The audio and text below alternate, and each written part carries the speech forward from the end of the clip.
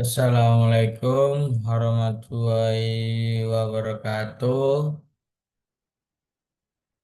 Perkenalkan, nama saya Sumestu dengan NRP 5061251006, Departemen Teknik Geomatika, Prodi Teknik Pertambangan.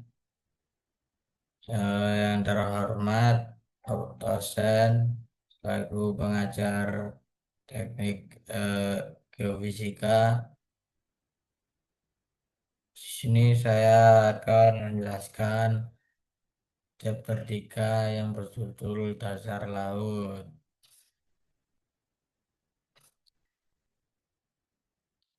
Asal-usul lautan, metode studi dasar laut, fitur dasar laut.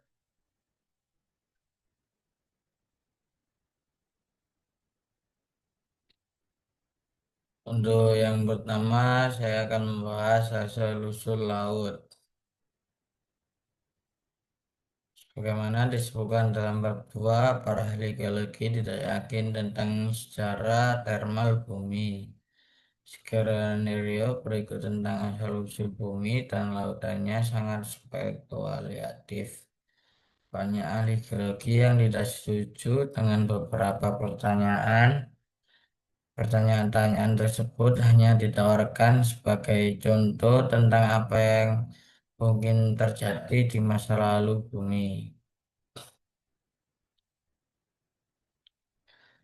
Menurut teori yang diterima secara luas, sekitar 4,5 miliar tahun yang lalu, bumi mulai terbentuk melalui akresi bongkahan-bongkahan kecil batuan dan logam dingin yang mengelilingi matahari.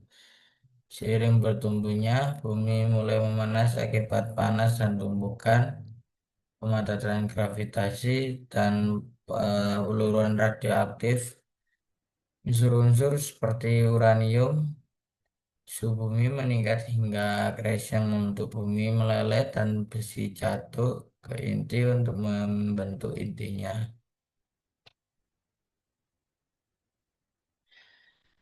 Terdapat perdebatan mengenai peran tumbukan komet dalam pembentukan lautan. Sumber-sumber eksternal eh, ekstraterrestrial yang membombardir bumi di awal sejarahnya ini kemungkinan besar telah menyumbang sejumlah besar air. Para ahli geologi umumnya sepakat bahwa lautan terbentuk pada awal sejarah bumi dan sebagian besar juga sepakat bahwa lautan sebagian besar untuk terbentuk dari proses degradasi interior bumi. Namun para ahli geologi terkejut menemukan bahwa kerak samudera ini secara geologis sangat mudah.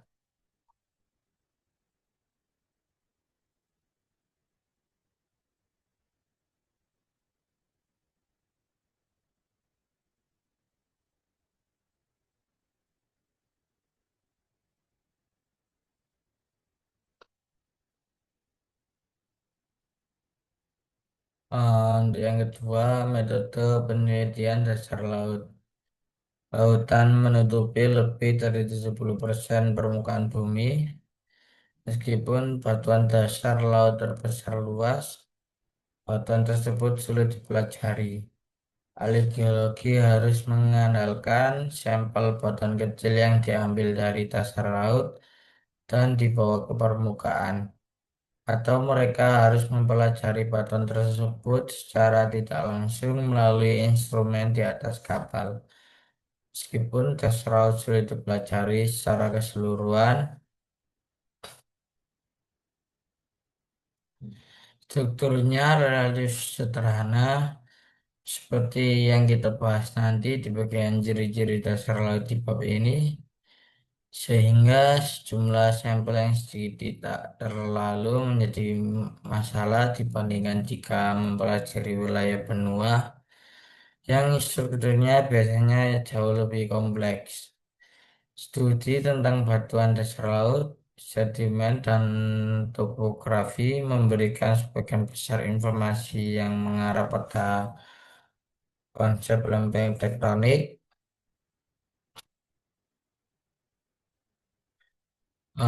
Sampel batuan dan sedimen dapat diambil dari dasar laut dengan beberapa cara. Batuan dapat dipecah dari dasar laut dengan pengerukan batu, yaitu ada baja terbuka yang ditarik dari dasar laut dengan ujung kabel. Sedimen dapat diambil sampelnya dengan kurer, pipa, baja berbobot yang dijatuhkan vertikal ke dalam lumpur dan pasir dasar laut.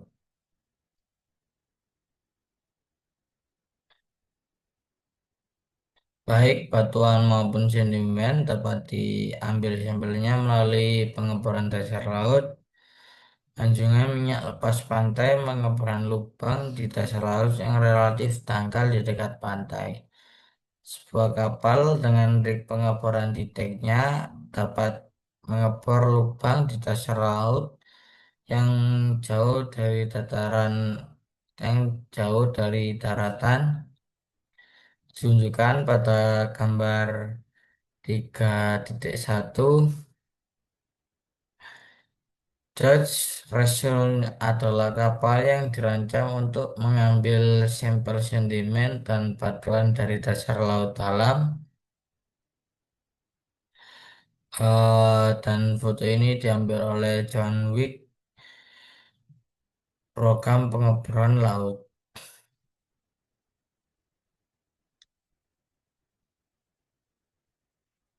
Selanjutnya, mental dalam memperluas pengetahuan kita tentang fitur dan sejarah dasar laut.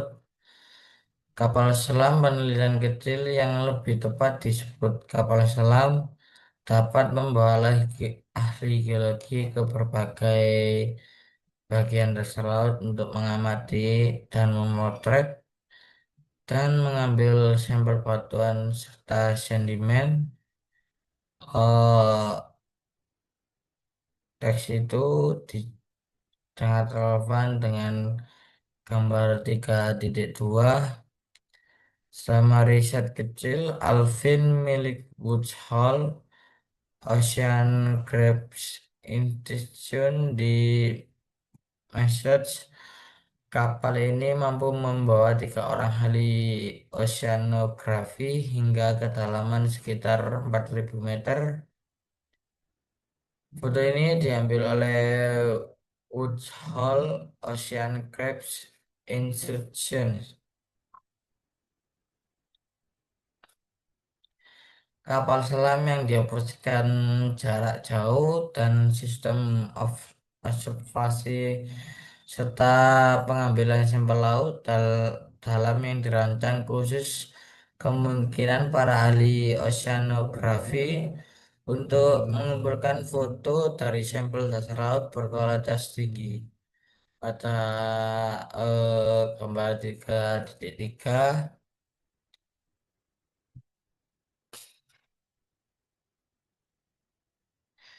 selam Ropos yang dioperasikan jarak jauh memotret kapal asap hitam yang tidak aktif di sepanjang Explore Reds di Samudra Pasifik Timur Laut. Saat kapal tersebut bersiap mengambil sampel, warna kuning disebabkan oleh alterasi minim mineral kaya besi dan lapisan abu-abunya sebagian besar ini oleh mangan adalah bagian besar adalah mangan, dan foto ini diambil oleh Badan Kelautan dan Atmosfer Nasional. Alat dasar untuk mempelajari dasar laut secara tidak langsung adalah sonar Gamma Progress tunggal yang mengukur kedalaman air dan menggambar profil topografi bawah laut. ditunjukkan pada gambar 3.4. Diagram yang menunjukkan bagaimana echo sounding, seismic reflection, dan site sonar digunakan untuk mempelajari dasar laut. Dimodifikasikan dari lembar fakta survei geologi US 0,39 strip 02. Yang selanjutnya, apakah bumi bernapas? Bumi bernapas mengikuti irama pasang surut. Maya Tolstoy dan melakukan rekan-rekannya berpendapat demikian. Data seismik yang dikumpulkan dari gunung berapi di punggungan tengah samudra menunjukkan bahwa peristiwa mikroseismik bertepatan dengan pasang surut bumi.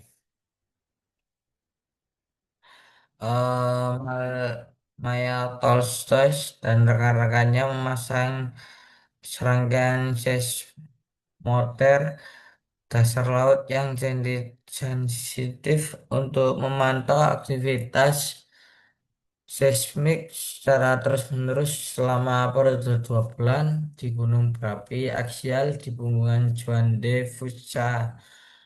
Pada dilihat pada gambar eh, gambar kotak 1.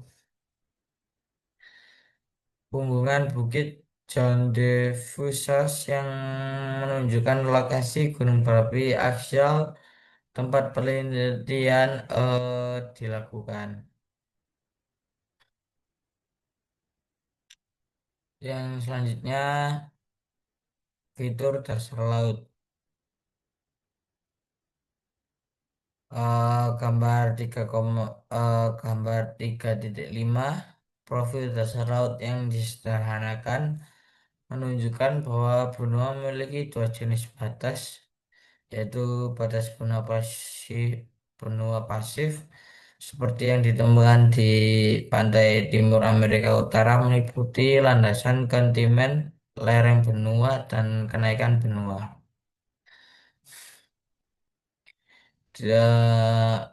Tipe benua yang aktif terutama ditemukan di sekitar tepi Pasifik berkaitan dengan gempa bumi dan gunung berapi serta memiliki landas kontinen dan lereng.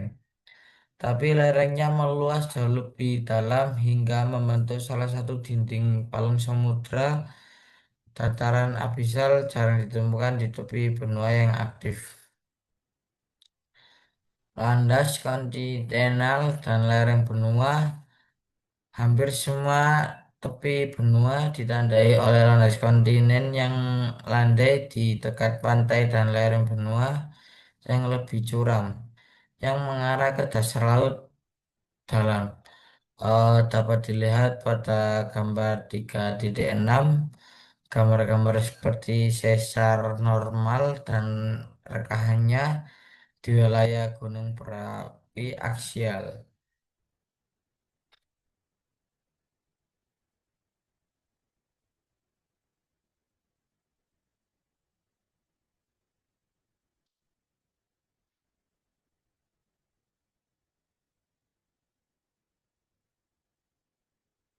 eh, untuk survei seismik laut dan pengemburan di laut telah menunjukkan bahwa sedimen muda di banyak landas kontinen dilapisi oleh urutan tebal batu pasir, serpi, dan yang lebih jarang adalah batu kapur. Nah, di bawah batuan ini adalah kerak benua. Dapat dilihat pada gambar 3.7. Yang paling bawah itu kerak benua dan untuk selanjutnya itu ada landasan kontinen dan lereng benua. Dan yang paling bawah itu benua Alnek. Meskipun pengetahuan tentang lereng benua masih relatif sedikit, jelas bahwa karakter dan asal mereka sangat bervariasi dari satu tempat ke tempat lain. Untuk penempatan, karena versi ini terkait dengan perbedaan antara batas lempeng divergen dan konvergen, batas lempeng kita akan membahasnya di bab 4.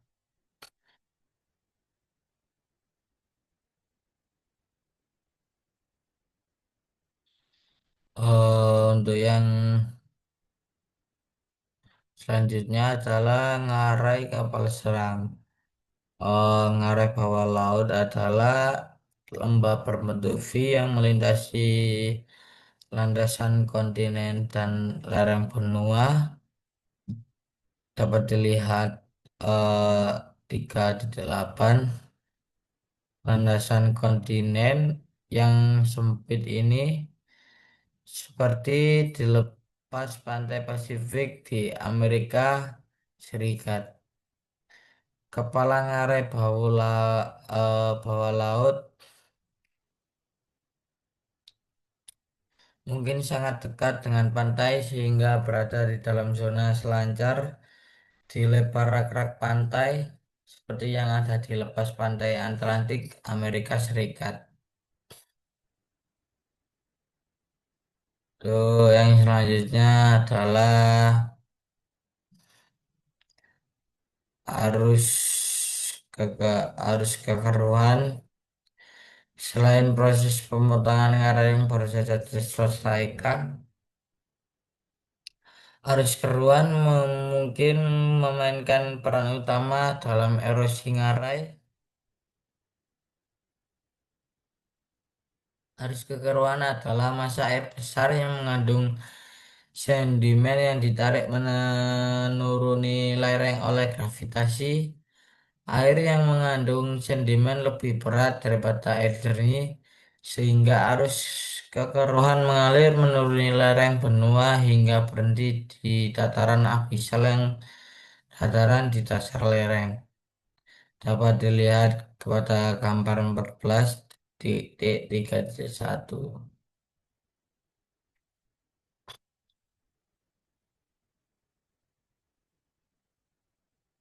Untuk yang selanjutnya, margin kontinental pasif. Batas benua pasif.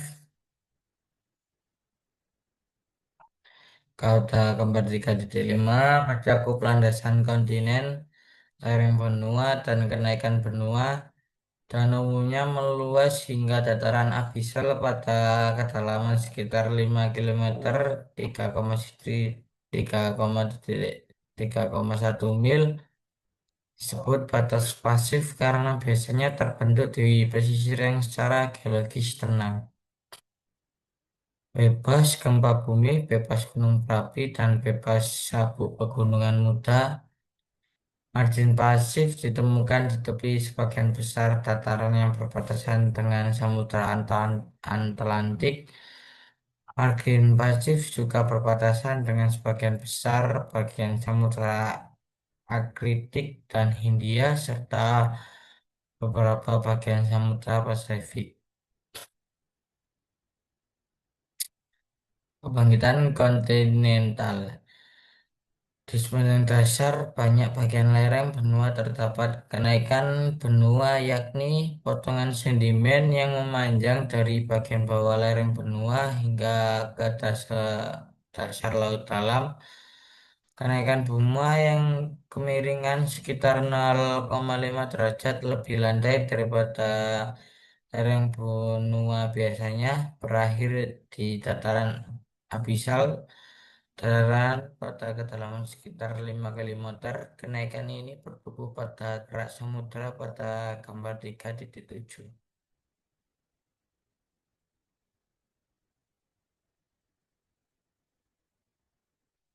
Tuh, yang selanjutnya dataran absal.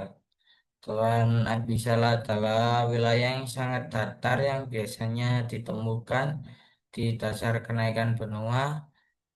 Profil seismik telah menunjukkan bahwa dataran absal terbentuk dari lapisan sedimen horizontal.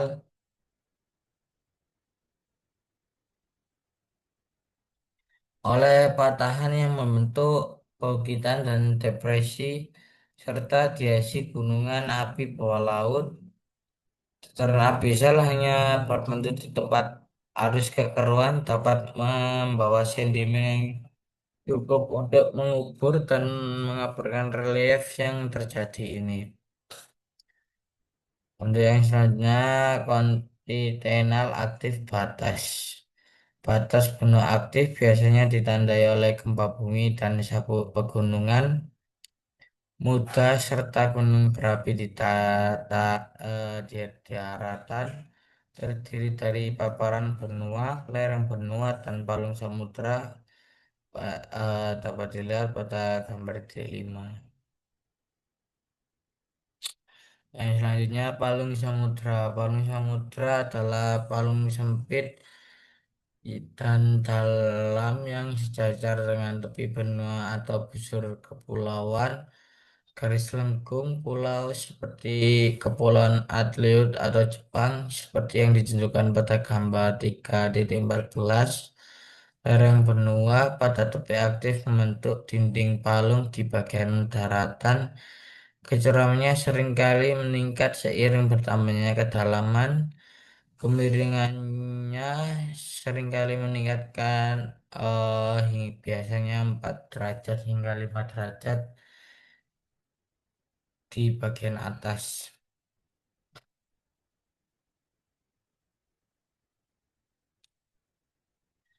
Tuh, yang selanjutnya punggung tengah samudra.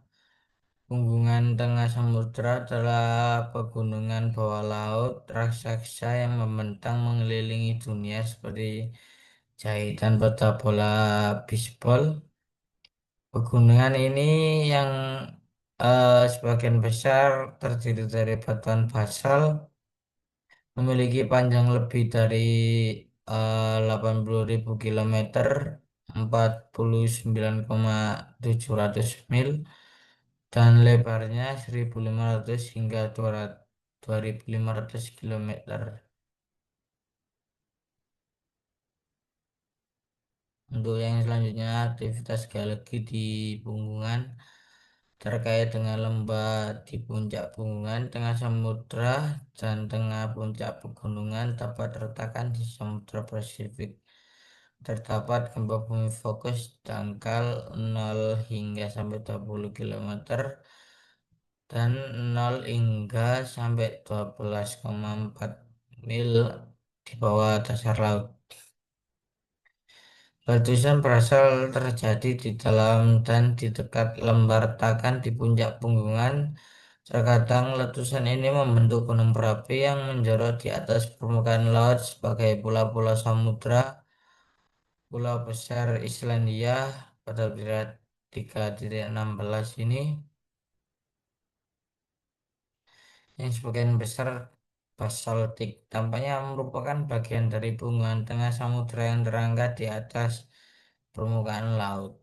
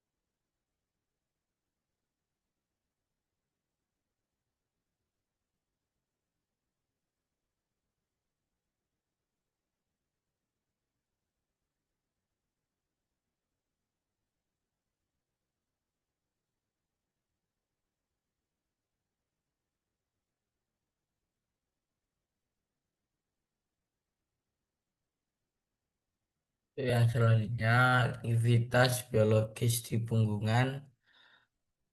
Munculnya perokok hitam merupakan sebuah kejutan bagi para ahli geologi pasang surut bumi.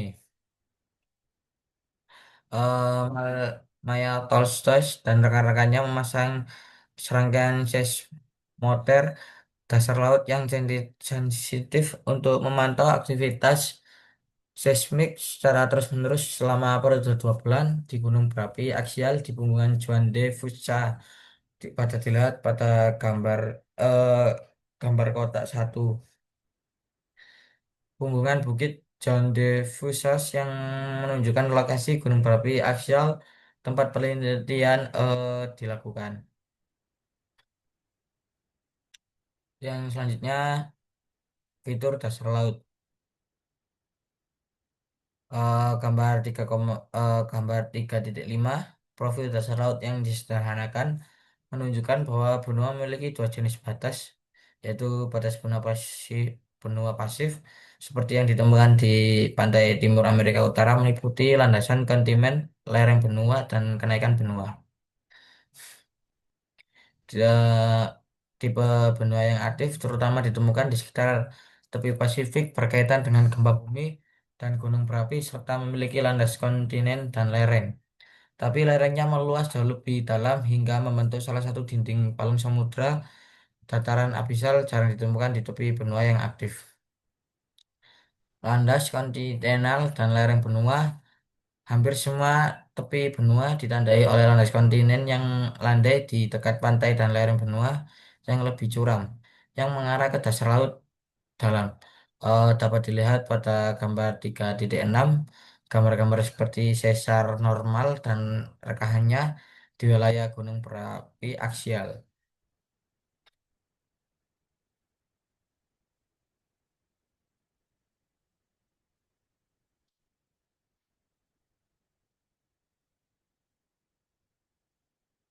eh, untuk survei seismik laut dan pengeboran di laut telah menunjukkan bahwa sedimen muda di banyak landas kontinen dilapisi oleh urutan tebal batu pasir, serpi, dan yang lebih jarang adalah batu kapur. Nah, di bawah batuan ini adalah kerak benua, dapat dilihat pada gambar 3.7. Yang paling bawah itu kerak benua dan untuk selanjutnya itu ada landasan kontinen dan lereng benua. Dan yang paling bawah itu benua Alnex. Meskipun pengetahuan tentang lereng benua masih relatif sedikit, jelas bahwa karakter dan asal mereka sangat bervariasi dari satu tempat ke tempat lain. Untuk penempatkan, karena versi ini terkait dengan perbedaan antara batas lempeng divergen dan konvergen, batas lempeng kita akan membahasnya di bab 4.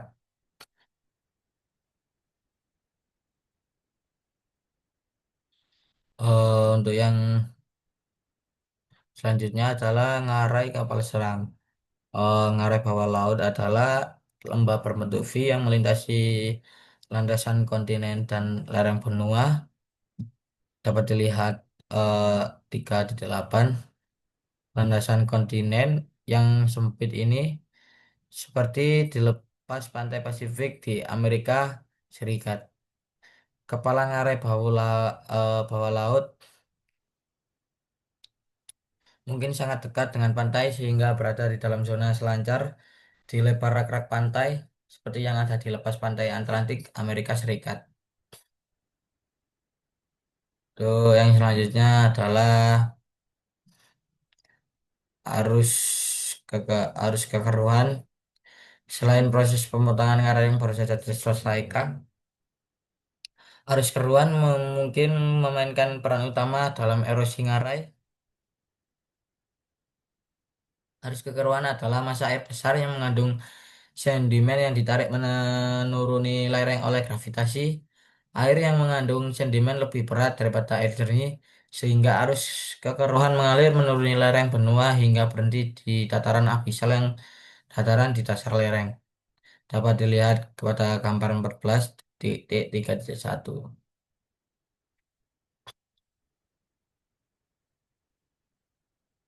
Oh, untuk yang selanjutnya, margin kontinental pasif. Batas benua pasif, Kauda Kembar 3.5 mencakup landasan kontinen, lereng benua, dan kenaikan benua, dan umumnya meluas hingga dataran abisal pada kedalaman sekitar 5 km, 3,1 mil. Disebut batas pasif karena biasanya terbentuk di pesisir yang secara geologis tenang. Bebas gempa bumi, bebas gunung berapi, dan bebas sabuk pegunungan muda. Margin pasif ditemukan di tepi sebagian besar dataran yang berbatasan dengan Samudra Atlantik. Margin pasif juga berbatasan dengan sebagian besar bagian Samudra Arktik dan Hindia serta beberapa bagian Samudra Pasifik. Kebangkitan kontinental. Di sepanjang dasar banyak bagian lereng benua terdapat kenaikan benua yakni potongan sedimen yang memanjang dari bagian bawah lereng benua hingga ke dasar laut dalam. Kenaikan benua yang kemiringan sekitar 0,5 derajat lebih landai daripada lereng benua biasanya berakhir di dataran abisal. Dataran pada kedalaman sekitar 5 km. Kenaikan ini bertumbuh pada kerak samudra pada gambar 3.7.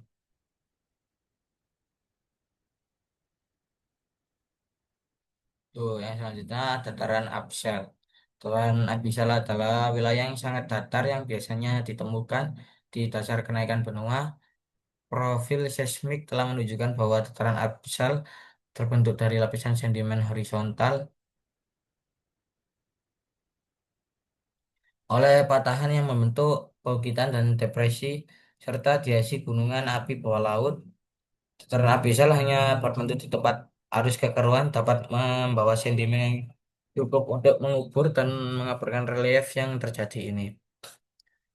Untuk yang selanjutnya, kontinental aktif batas.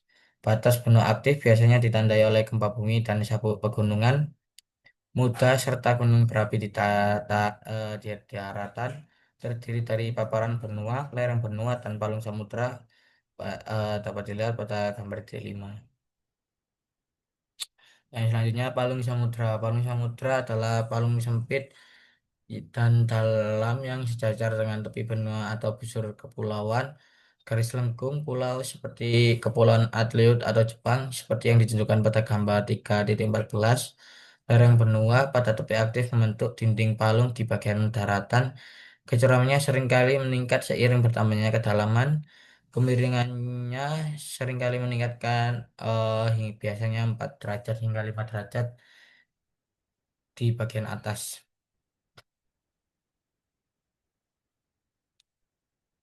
Tuh, yang selanjutnya punggung tengah samudra. Punggungan tengah samudra adalah pegunungan bawah laut raksasa yang membentang mengelilingi dunia seperti jahitan peta bola bisbol. Pegunungan ini yang sebagian besar terdiri dari batuan basal, memiliki panjang lebih dari 80.000 km, 49,700 mil, dan lebarnya 1.500 hingga 2.500 km. Untuk yang selanjutnya, aktivitas geologi di Punggungan terkait dengan lembah di puncak Punggungan, tengah samudra, dan tengah puncak pegunungan dapat terletakkan di Samudra Pasifik.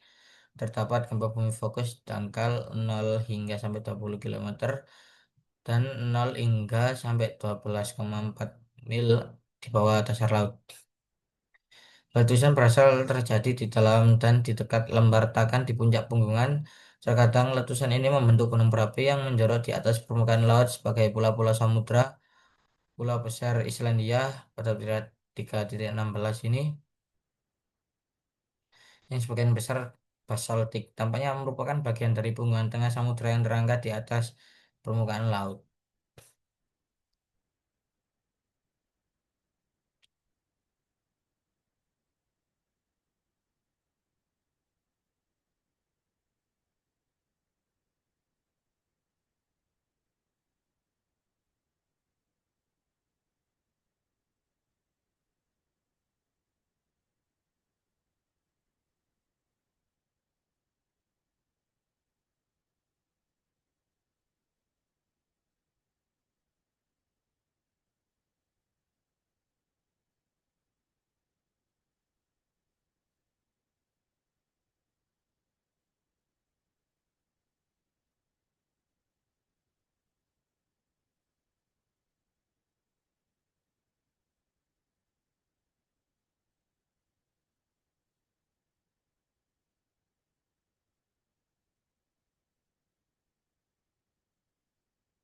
Yang selanjutnya, aktivitas biologis di punggungan.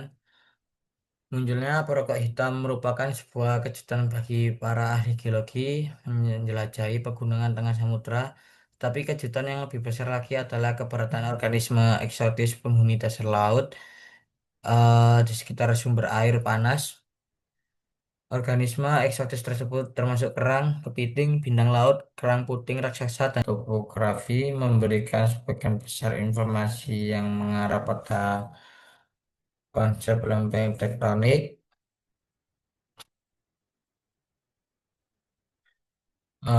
Sumber batuan dan sedimen dapat diambil dari dasar laut dengan beberapa cara. Batuan dapat dipecah dari dasar laut dengan pengerukan batu, yaitu ada baja terbuka yang ditarik dari dasar laut dengan ujung kabel. Sedimen dapat diambil sampelnya dengan kurer, pipa, baja berbobot yang dijatuhkan vertikal ke dalam lumpur dan pasir dasar laut.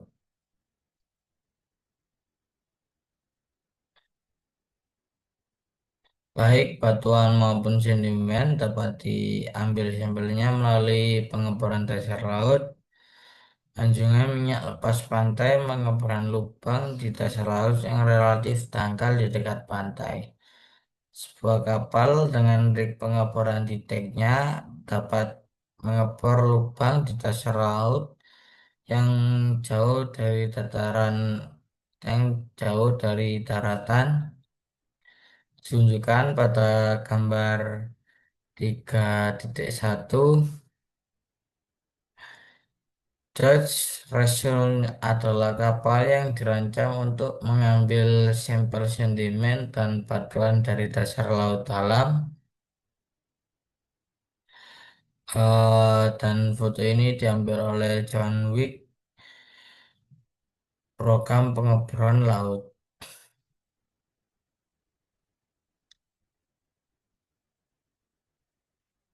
Selanjutnya, mental dalam memperluas pengetahuan kita tentang fitur dan sejarah dasar laut. Kapal selam penelitian kecil yang lebih tepat disebut kapal selam dapat membawa ahli geologi ke berbagai bagian dasar laut untuk mengamati dan memotret dan mengambil sampel batuan serta sedimen. Eh, Teks itu sangat relevan dengan gambar 3.2.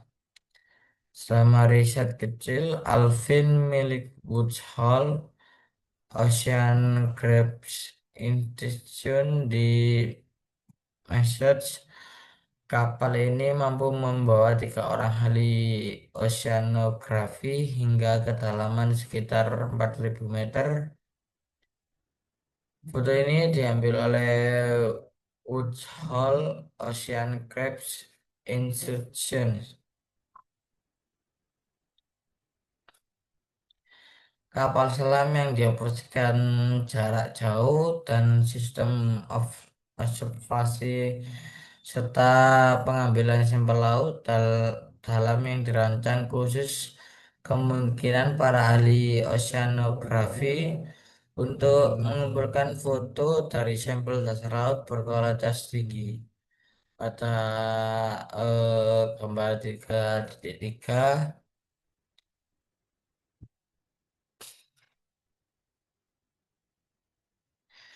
selam Ropos yang dioperasikan jarak jauh memotret kapal asap hitam yang tidak aktif di sepanjang Explore Reds di Samudra Pasifik Timur Laut. Saat kapal tersebut bersiap mengambil sampel, warna kuning disebabkan oleh alterasi minim mineral kaya besi dan lapisan abu-abunya sebagian besar ini oleh mangan adalah bagian besar adalah mangan dan foto ini diambil oleh Badan Kelautan dan Atmosfer Nasional. Alat dasar untuk mempelajari dasar laut secara tidak langsung adalah sonar Gamma berkelas tunggal yang mengukur kedalaman air dan menggambar profil topografi bawah laut. Ditunjukkan pada gambar 3.4, diagram yang menunjukkan bagaimana echo sounding, seismic reflection, dan sight sonar digunakan untuk mempelajari dasar laut. Dimodifikasikan dari lembar fakta survei geologi US 0,39 strip 02. Yang selanjutnya, apakah bumi bernapas? Bumi bernapas mengikuti irama pasang surut. Maya Tolstoy dan melakukan rekan-rekannya berpendapat demikian. Data seismik yang dikumpulkan dari gunung berapi di punggungan tengah samudra menunjukkan bahwa peristiwa mikroseismik bertepatan dengan pasang surut bumi.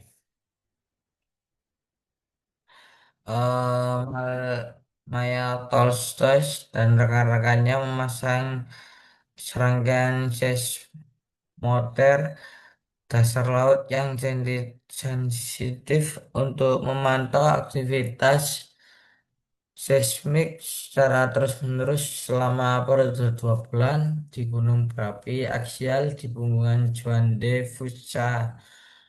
Pada dilihat pada gambar eh, gambar kotak 1. Punggungan Bukit John de Fusas yang menunjukkan lokasi gunung berapi aksial tempat penelitian dilakukan. Yang selanjutnya, fitur dasar laut. Gambar 3.5, profil dasar laut yang disederhanakan menunjukkan bahwa benua memiliki dua jenis batas, yaitu batas benua pasif seperti yang ditemukan di pantai timur Amerika Utara meliputi landasan kontinen, lereng benua, dan kenaikan benua.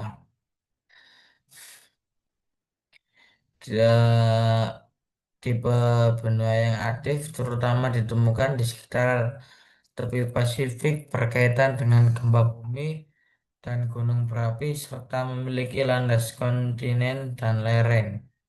Tapi lerengnya meluas jauh lebih dalam hingga membentuk salah satu dinding palung samudra. Dataran abisal jarang ditemukan di tepi benua yang aktif. Landas kontinental dan lereng benua.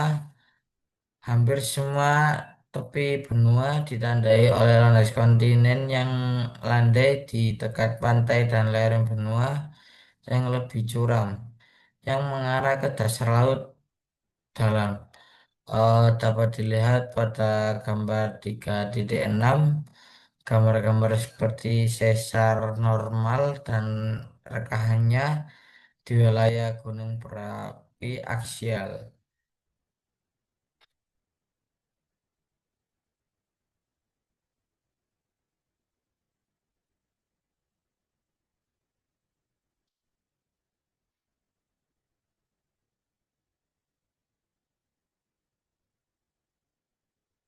eh, untuk survei seismik laut dan pengemburan di laut telah menunjukkan bahwa sedimen muda di banyak landas kontinen dilapisi oleh urutan tebal batu pasir, serpi, dan yang lebih jarang adalah batu kapur. Nah, di bawah batuan ini adalah kerak benua. Dapat dilihat pada gambar 3.7. Yang paling bawah itu kerak benua dan untuk selanjutnya itu ada landasan kontinen dan lereng benua. Dan yang paling bawah itu benua Alnek. Meskipun pengetahuan tentang lereng benua masih relatif sedikit, jelas bahwa karakter dan asal mereka sangat bervariasi dari satu tempat ke tempat lain. Untuk penempatkan, karena versi ini terkait dengan perbedaan antara batas lempeng divergen dan konvergen, batas lempeng kita akan membahasnya di bab 4.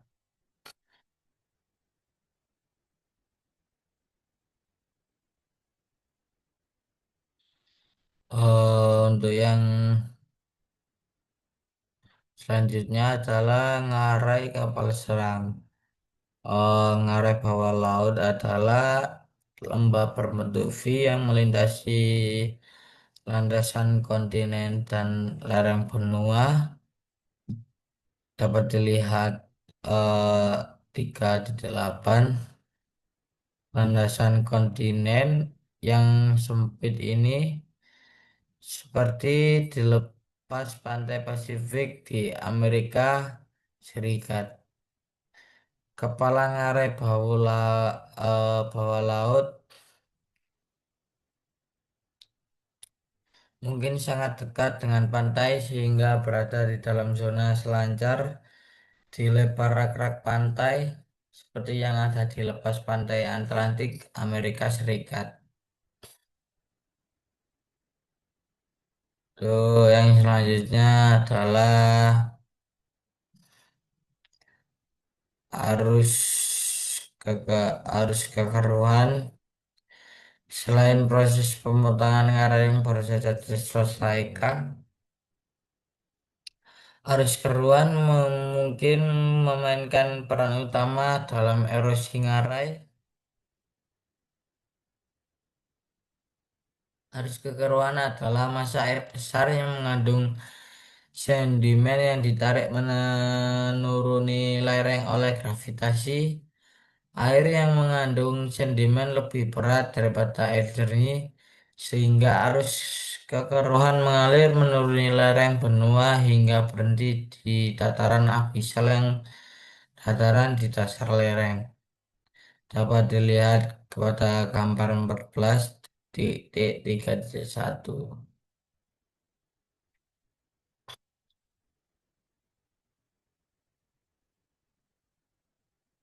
Untuk yang selanjutnya, margin kontinental pasif. Batas benua pasif. Kauda gambar 3.5 mencakup landasan kontinen, lereng benua, dan kenaikan benua, dan umumnya meluas hingga dataran abisal pada kedalaman sekitar 5 km, 3,1 mil. Disebut batas pasif karena biasanya terbentuk di pesisir yang secara geologis tenang. Bebas gempa bumi, bebas gunung berapi, dan bebas sabuk pegunungan muda. Margin pasif ditemukan di tepi sebagian besar dataran yang berbatasan dengan Samudra Atlantik. Margin pasif juga berbatasan dengan sebagian besar bagian Samudra Arktik dan Hindia serta beberapa bagian Samudra Pasifik. Kebangkitan kontinental. Di sepanjang dasar banyak bagian lereng benua terdapat kenaikan benua yakni potongan sedimen yang memanjang dari bagian bawah lereng benua hingga ke dasar laut dalam. Kenaikan benua yang kemiringan sekitar 0,5 derajat lebih landai daripada lereng benua biasanya berakhir di dataran abisal Dataran pada kedalaman sekitar 5 km, kenaikan ini bertumbuh pada kerak samudra pada gambar 3.7.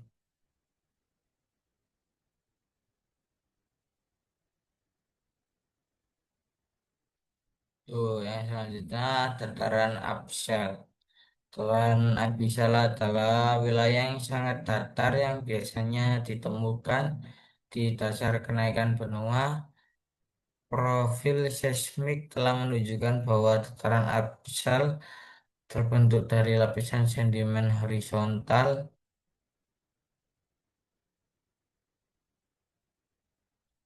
oleh patahan yang membentuk baukitan dan depresi serta diasi gunungan api bawah laut. Dataran abyssal hanya berbentuk di tempat arus kekeruan dapat membawa sedimen cukup untuk mengubur dan mengaburkan relief yang terjadi ini. Untuk yang selanjutnya, kontinental aktif batas. Batas benua aktif biasanya ditandai oleh gempa bumi dan sabuk pegunungan muda serta gunung berapi di daratan terdiri dari paparan benua, lereng benua, dan palung samudra dapat dilihat pada gambar D5. Yang selanjutnya palung samudra. Palung samudra adalah palung sempit dan dalam yang sejajar dengan tepi benua atau busur kepulauan. Garis lengkung pulau seperti Kepulauan Adelaide atau Jepang seperti yang ditunjukkan pada gambar 3.14. Lereng benua pada tepi aktif membentuk dinding palung di bagian daratan. Kecuramannya seringkali meningkat seiring bertambahnya kedalaman. Kemiringannya seringkali meningkatkan biasanya 4 derajat hingga 5 derajat di bagian atas.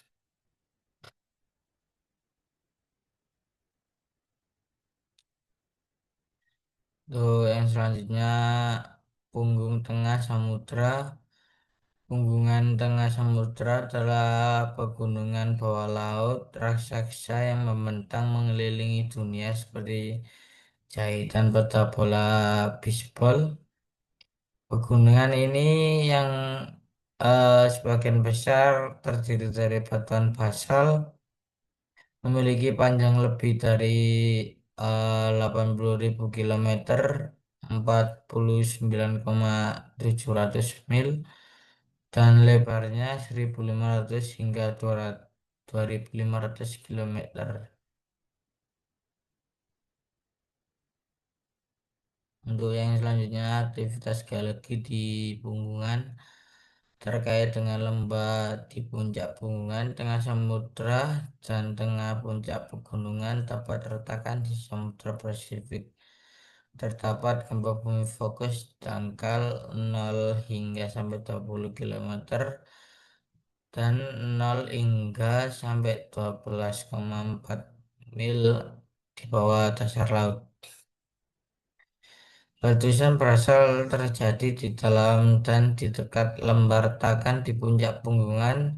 Terkadang letusan ini membentuk gunung berapi yang menjorok di atas permukaan laut sebagai pulau-pulau samudra. Pulau besar Islandia pada wilayah 3.16 ini yang sebagian besar basaltik tampaknya merupakan bagian dari bungkusan tengah samudra yang terangkat di atas permukaan laut.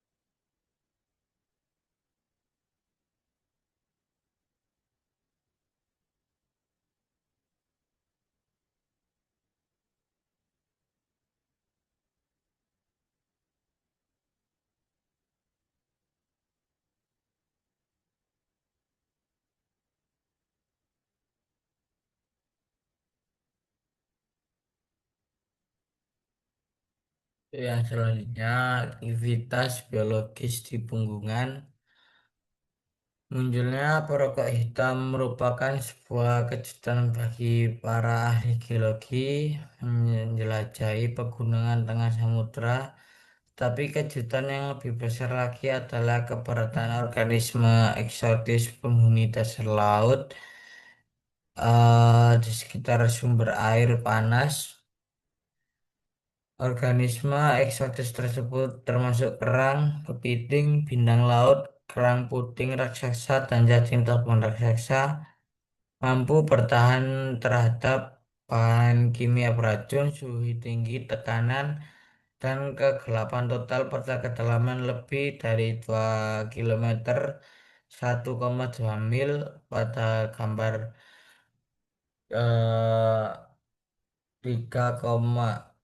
3,19 C.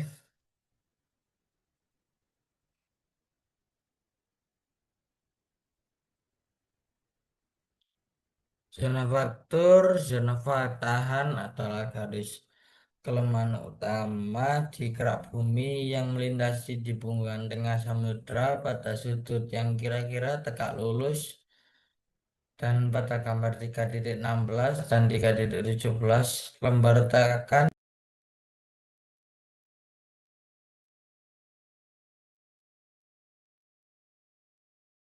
Betul saya ini wah,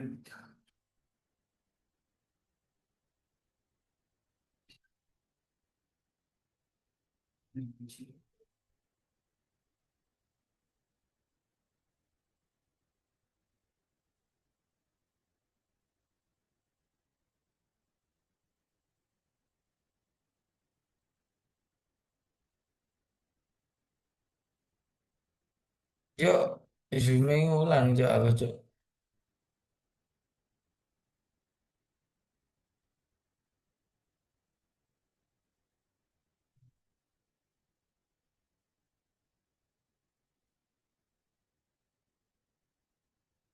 Zooming ulang kagak ya?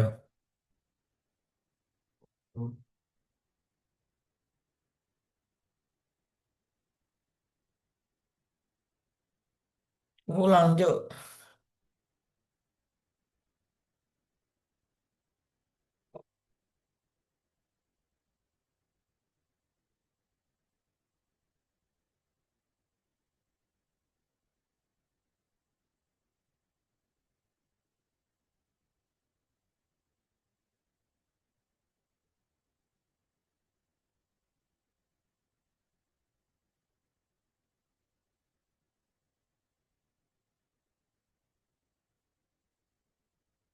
Ulang.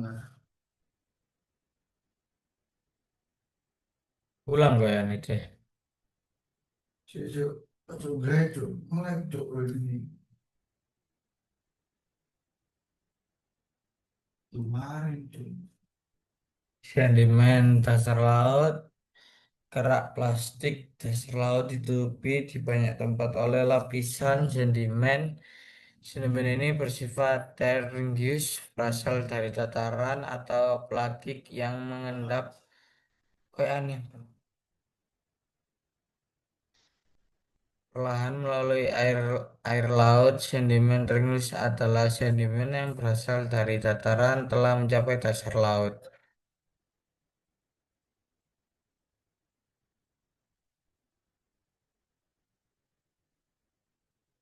Nah, itu terakhir dari penjelasan saya. Kurang lebihnya mohon maaf. Assalamualaikum warahmatullahi wabarakatuh.